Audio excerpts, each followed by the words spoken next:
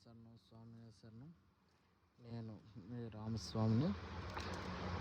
శబరిమల నడక యాత్రలో భాగంగా 16వ రోజుకు చేరుకున్నాం స్వామి.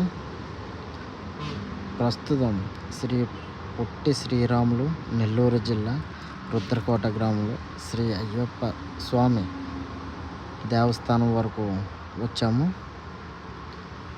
నిన్న దాదాపుగా 35 కిలోమీటర్ల వరకు నడిచాము స్వామి.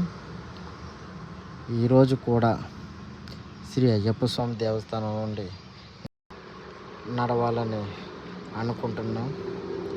నిన్న వాతావరణం కూడా సరిగ్గా అనుకూలించలేదు స్వామి.